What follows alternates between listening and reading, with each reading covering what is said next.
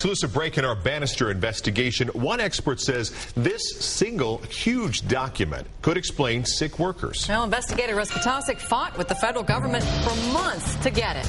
Elizabeth Amark, officials at Honeywell's Kansas City plant emphasize they make only the non-nuclear parts for nuclear bombs. But a 1989 contamination incident uncovers other radiation hazards and raises serious concerns about safety. 82-year-old Ivory Mae Thomas was one of the first sick workers from the Bannister Federal Complex to come forward. They took an x-ray of my body, and they discovered a tumor. She believed that cancerous tumor had something to do with a night in 1989 when government men came to her home with Geiger counters. They had some rubber uniform, some boots, and a mask and rubber gloves on. This 1989 investigation report we obtained under the Freedom of Information Act reveals extensive and widespread loose radioactive contamination found at 7 locations inside the plant, including a worker's hand, and outside the plant inside an employee's residence.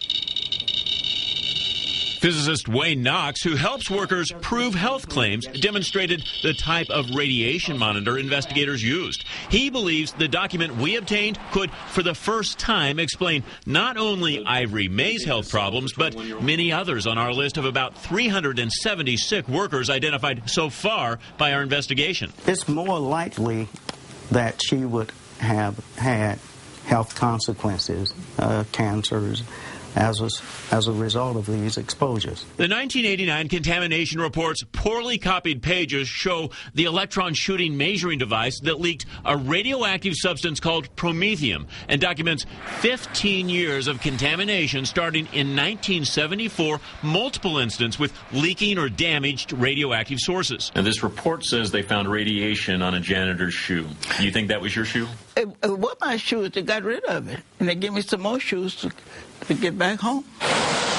The report blames the spread of contamination on the lack of engineering and administrative controls. And I think that there is no question in my mind that this is the smoking gun in this case. Now, Ivory Mae has an attorney. And we intend to use this report to try to get justice for Ms. Thomas. Officials at the now Honeywell-managed Kansas City plant declined our interview requests on this 385-page report, instead releasing this one-page statement. It refers to a 2005 review finding low radiation risks and the 89 report's finding that no employees received a detectable dose of radiation.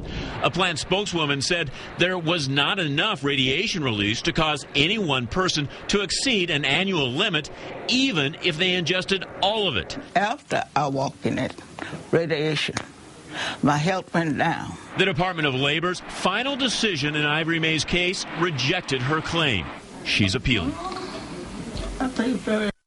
Scientists at the Centers for Disease Control dispute that physicist's position that the report could explain health problems. Officials at Bannister say they responded to the report by correcting problems. And a Honeywell spokesperson maintains that they meet or exceed all state and federal safe working regulations. Well, do we know what happened to that shoe?